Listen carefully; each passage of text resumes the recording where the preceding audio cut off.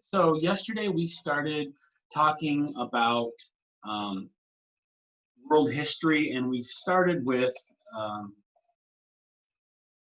talking about ancient civilizations. And so we'll kind of finish that up today and do a couple practice questions and see where we are time-wise. I think we have a relatively short amount of stuff left to go over. So we'll just see where we're at when we finish, and we'll either stop early or we will push on to a new topic. We'll just kind of go and see. So let me start the PowerPoint. Hopefully everybody can see it pretty clearly. And also just a quick reminder to make sure that you are signing in the chat with your first and last name, either just publicly, or if you want to send Caleb a message privately. Caleb does all of our attendance, so make sure you send him a message with your first and last name if you haven't done that already. And not to kind of recap what we went over, because as you all probably know, we can access all of our old class videos on the YouTube channel, but I do want to just back up kind of briefly. Don't worry. For those of you that were here yesterday, do not worry. I'm not going over all of this stuff. But just a quick rundown of the different civilizations that we talked about yesterday. We talked about the Egyptian civilization, and I'm kind of going roughly in order of oldest to least, right? But these ancient civilizations, as we talked about yesterday, Egypt, 5,000 years ago, roughly, and then kind of a steady progression through time. As we talked about Egypt and Mesopotamia, India, China, and then we eventually got into talking about the ancient civilizations of the Americas, so the Aztecs in Mexico, the Maya in Central America, and the Inca in South America. So again, I'm not going to go through all of that, but if you want to kind of catch up what we talked about yesterday, check out the YouTube video check out the old video from yesterday on the YouTube channel. So we talked about that. We talked about Mesopotamia and Egypt, India. And as we have gone through these ancient civilizations, for those of you that weren't here or haven't seen yesterday's video, really what we spend the most of the time talking about is some of the technological advancements that came about because of these ancient civilizations. Because as we are talking about ancient civilizations, kind of the reason, or overwhelmingly the reason, is we want to look and see kind of where some of these things came from and see how they still are applied today. And that will especially be pertinent today, because as we get into talking about our topic for the day, we're going to talk about ancient Greece and Rome. And so the reason that that's especially pertinent as when we talk about as things relate to today's society, Greece and Rome really have much more in common with how life is today than, say, ancient Egypt, right? We really start to see signs of kind of modern life by the time we get to ancient Greece and ancient Rome, right? It's still thousands of years ago, but a dramatically more similar type of society, what we envision, life like today, than some of the things that we talked about yesterday. Okay, so just to give you kind of a rough time estimate here, I don't have anything right in front of me, and specific dates aren't critical, but we're getting too close to kind of year zero, right? So if we're in the year 2020, if we rewind 2020 years, we eventually reach, year zero, and then that we have, we start working in reverse. So that's kind of how time is considered. So ancient Egypt was 3000 BC. That means it was 5,000 years. Ancient Greece, right about year zero, right? I think we're maybe 300 BC, so 300 years before year zero, in that range, just to kind of give you an idea. So we're still looking at 2,000 years, a long time. But ancient Greece was a civilization that kind of had a new way of establishing themselves. I'm not. That doesn't really make sense. But what I'm getting at is the way that the civilization was organized was different than civilizations prior to it. And what I mean is that Greece was essentially a collection of somewhat independent city-states, is what they were called. So you had Sparta and Athens and Troy and all of these different city-states, which were basically like little individual countries. Right? Or maybe it's better to think of them how we think of states today, right? Like Washington State, Florida, New York, right? Texas. So these states functioned relatively autonomously, meaning like on their own, but they did have a loose alliance together that kind of made them all the ancient Greek civilization. But it wasn't like as formal as we think of today when we think of the United States of America, where it's very like written in the Constitution and states all do this and that. It was not that organized, right? These city-states recognized each other, but they didn't always see eye to eye. They often fought with each other. They often went to war with each other. So it wasn't necessarily like we think of a country, right? It wasn't like the nation of Greece. It was kind of they all worked together to an extent, but they really did their own thing. Okay? So, and that's what this first bullet here says, is that the governments of Athens and Sparta never really unified until they were ultimately conquered by the Romans, and we get into the Roman Empire, which comes after, right?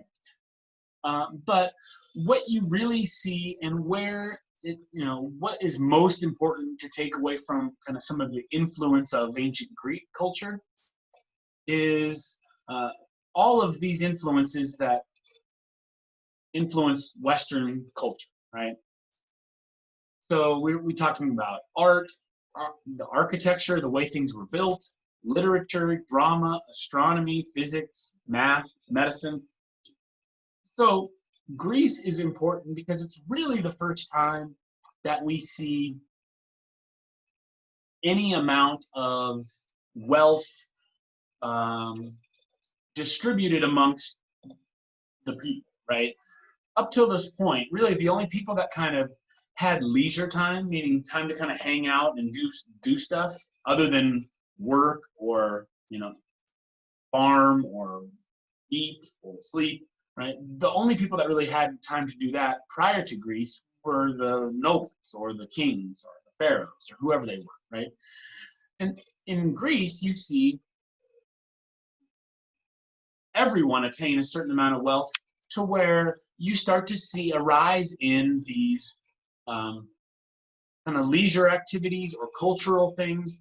More people starting to read. You start to see art and dramas, right? Greece is known for their plays, literature, more and more people reading and writing.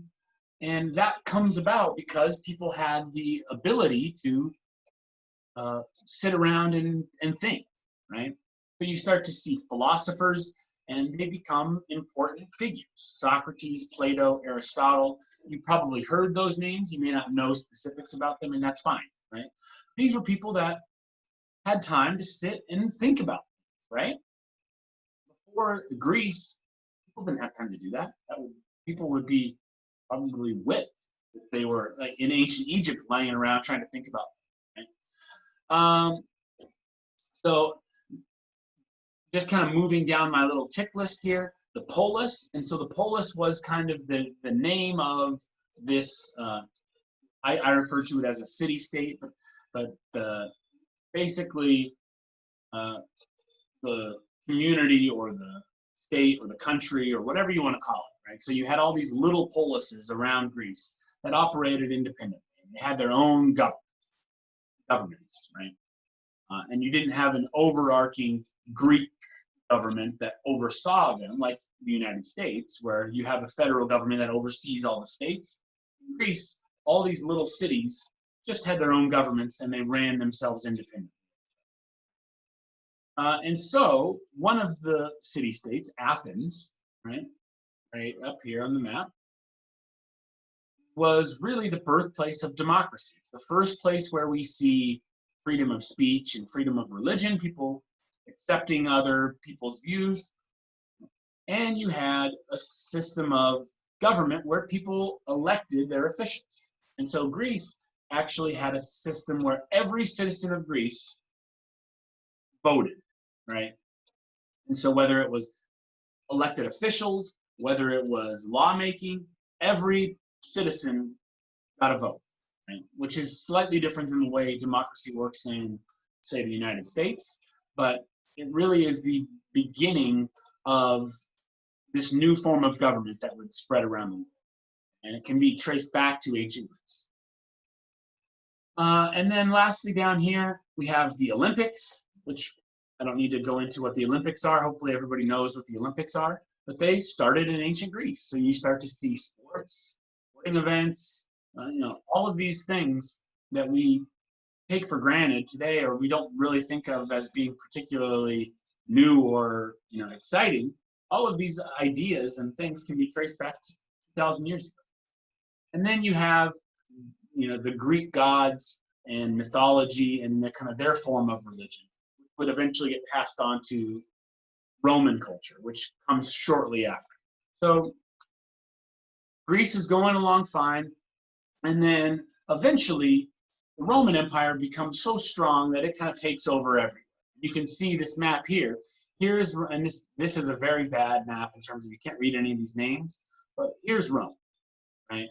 The city of Rome.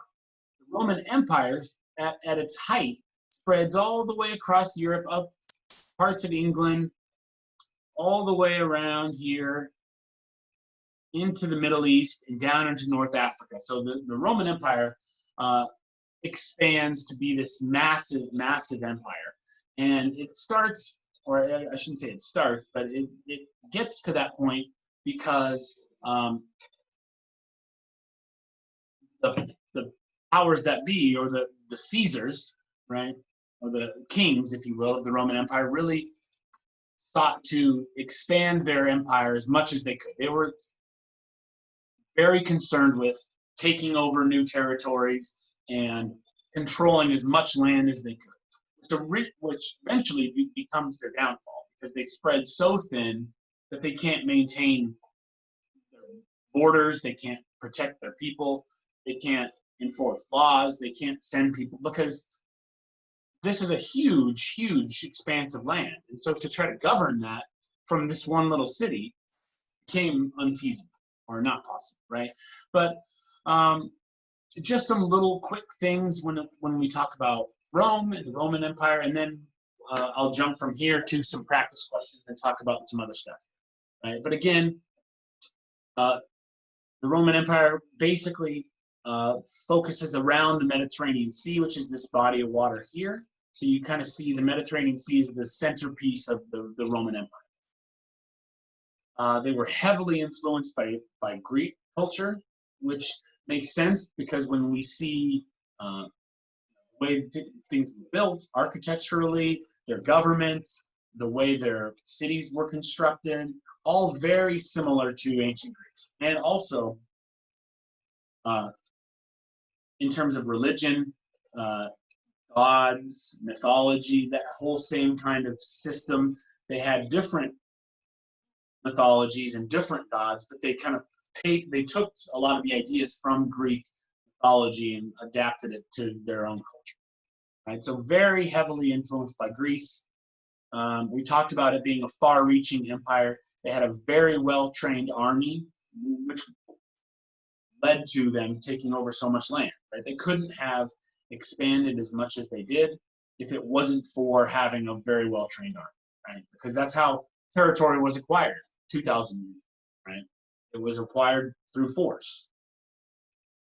They had extremely advanced engineering, so that we're talking about roads, bridges, buildings like the Colosseum, which is pictured here, aqueducts, so canals, system of get water to different places. So they had a very advanced notion of engineering. Right? They really figured a lot of stuff out.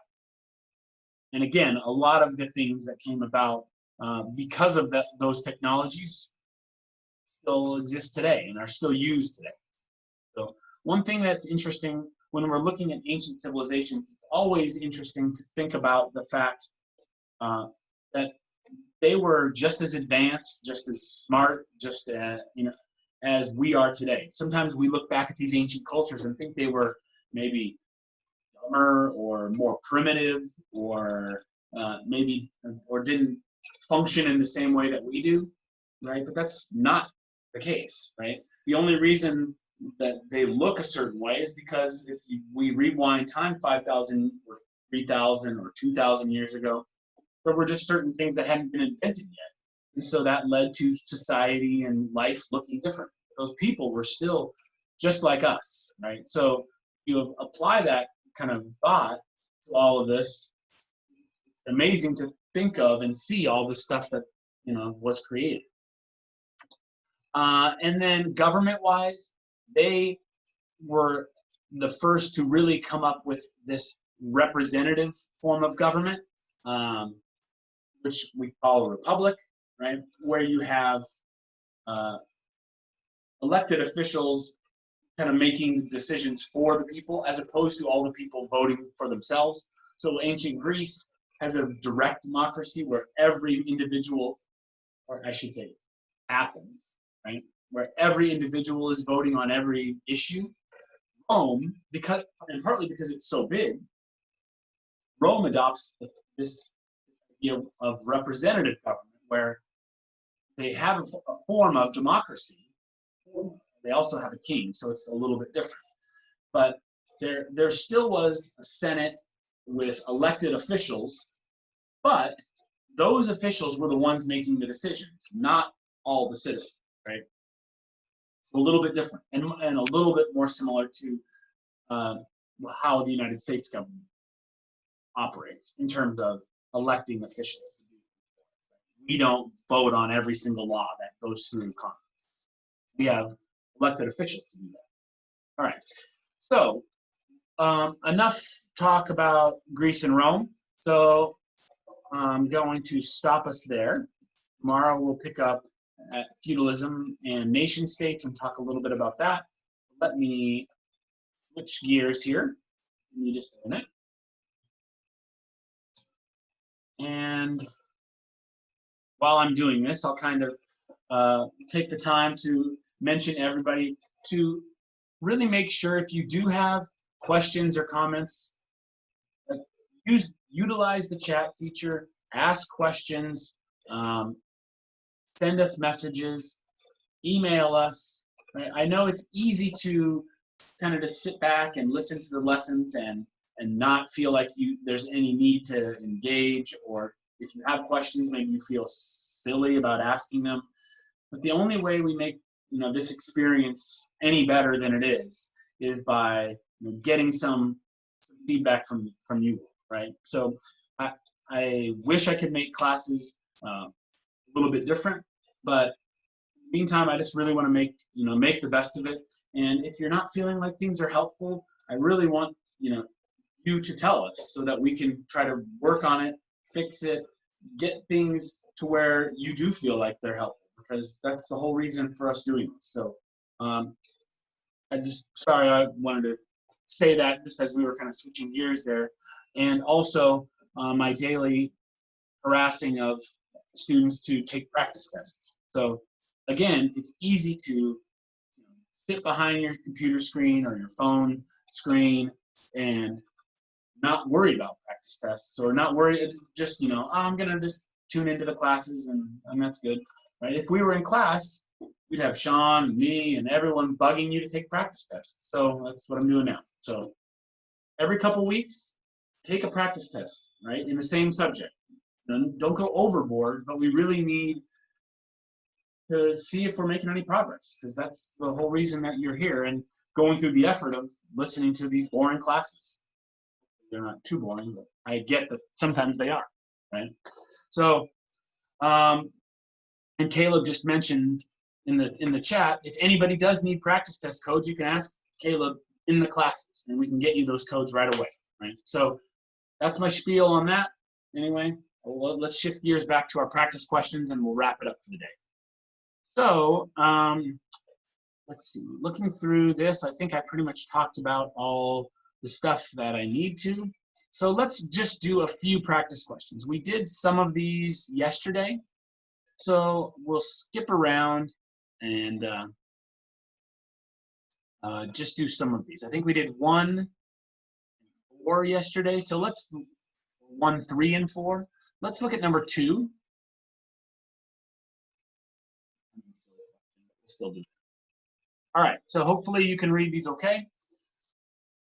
So number 2 says, according to the information on the previous page, 2 ancient civilizations were particularly influential on the form of government adopted by the United States of America. Select the 2 civilizations that had the greatest impact on America's systems of law and government and write them in the blanks below. All right, so here's a freebie. We've got Sumer or Samaria, ancient Greece, ancient Rome, ancient Egypt, or the Incas. So, kind of easy, silly question. In this case, they're the 2 that we talked about today, right? Ancient Greece and ancient Rome, right? With the invention of democracy and the invention of a representative form of government, like a. So we have those 2 things that were very influential on Western government as it would, progress over the next 2,000. Okay, there's a freebie. Didn't take very long to go over that one. Let's look at, lastly, number 4 and number 5. Let's talk about this map here. So, or sorry, not number 4 and number 5. Number 5 and number 6. So, number 5 asks, well, I guess first let's examine the map just a little bit and see kind of what information we can find. So, obviously, it's a map of ancient China. So we've got different names up here. We've got Mongolia, Manchuria, Korea, which are regions or areas that would eventually, Mongolia became a country, Korea became a country, Manchuria, again, is just kind of a region. But then down here, we have some cities. I'm not going to try to pronounce them at the moment. And then we have some rivers. We have a couple rivers, and then we've got the Yellow Sea, the South China Sea. We've also got a little compass to show us direction. And then down on the bottom, we have this key, which tells us what this shaded in region means. And the shaded area is the Shang Dynasty from about 1600 BC to 1122 BC. So again, year 0, now we're talking negative, right, essentially. So 1600 is first, all the way up to 1122. Let's see what the first question is. It says, in the Yellow River Valley, floods deposit a fertile yellow soil called loess that is easily worked by farmers. Which of the following civilizations arose under geographic conditions similar to those in ancient China? Okay, so we didn't talk about this directly today. You shouldn't need to know this specifically to be able to answer the question. So let's look at our choices. A, the Aztecs. B, ancient Greece. C, ancient Rome. D, ancient Egypt. All right, so if we go and we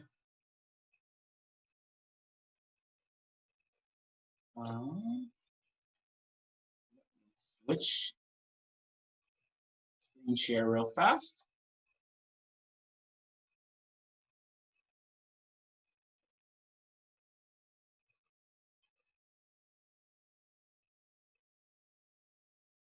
Okay, sorry for my bouncing around, but I'm just going to, okay,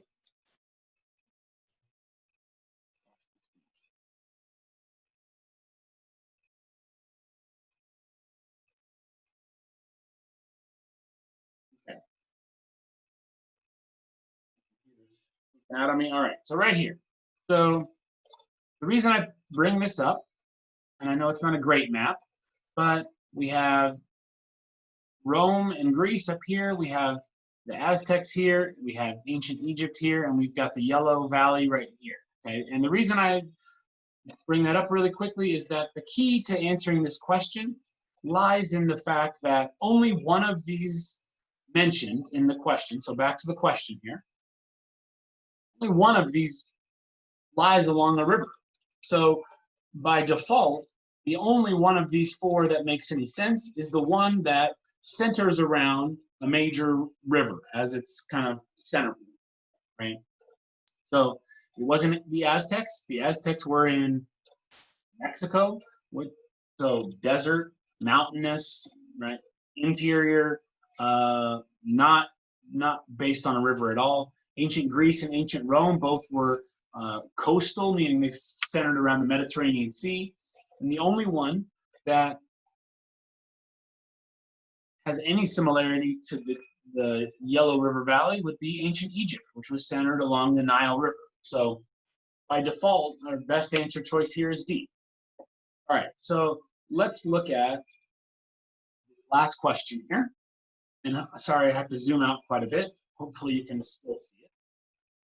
So number 6 says, which of the following statements is supported by the information in the map? So whereas number 5, we had to have a little background knowledge, right? And without looking at a map or having been in class yesterday, that might have been pretty hard to answer on your own. This one stands alone, right? All you need is the map to answer this question. See if you can do your best to figure it out. Which of the following statements is supported by the information in the map? Remember, we're only looking for what we can say is supported directly based on what we can see in the map. A, the Yellow River is the only major river in China. Is that true? The Yellow River, the only major river in China. Well, the fact that they show the Yellow River and they also show the Yangtze River tells me that A is probably not true, right? Because this map goes to show us at least 2 rivers. And they wouldn't show us that if there weren't more than one major river, right? So I'd say A, I can't prove or I can't say is supported by the map. B, the Shang dynasty or ruling family controlled China for almost 1,000 years. Where does it show us anything about time? Right? The only thing we see in here about time is down here, 1600 BC to 1122 BC. Okay? So if we do some math, now I know this is social studies class, but just some basic math, how many years is that? And if we want to be extra lazy, let's round 1122 to just call it 1100, right? 1100 BC. So from 1600 to 1100 is only 500 years. 500 years, almost 1,000? No. B doesn't make sense either, right? So let's look at C. The Yellow River was probably the main trade route between Luoyang and Qingdao. Pronounce those, but that sounds good to me, right? So here's Luoyang, here's Qingdao. They're right next to each other along the Yellow River. So is it likely that the Yellow River was probably the main trade route between those 2 cities? Say yes. That sounds good to me. And the key word there is probably. Right? It doesn't say the Yellow River was definitely the main trade route, because that's pretty definitive, and that would take maybe some more information. But the fact that they phrase it, the Yellow River was probably the main trade route in the 2 cities, seems likely. Okay, so that sounds good, but let's check with D. The Shang civilization traded more with Korea than Manchuria. So here's Korea, here's Manchuria. Is there anything about trade between the Shang dynasty and these places. No. So D doesn't make sense either. So by default, our best answer choice is C. Okay? So that's all the time I've got for today. Again, hopefully that was somewhat helpful. And again, I just encourage everyone to give us feedback. If there's stuff that you need help with, just ask us, right? We only can help you with the things that we know. So if there's issues out there and you want help with anything, just reach out. Okay, I want to try to be as helpful as I can in this, and have you feeling like you're getting the support you need in order to get your GED. All right. With that said, I'm out of here for the day. Well, until science class, but if anybody wants to tune into reading class, Martin will be starting up at 12:15, and I will be back at 1:15 with science class for the day. And with that said, I'll see you in social studies tomorrow. All right. Hope everybody has a good one.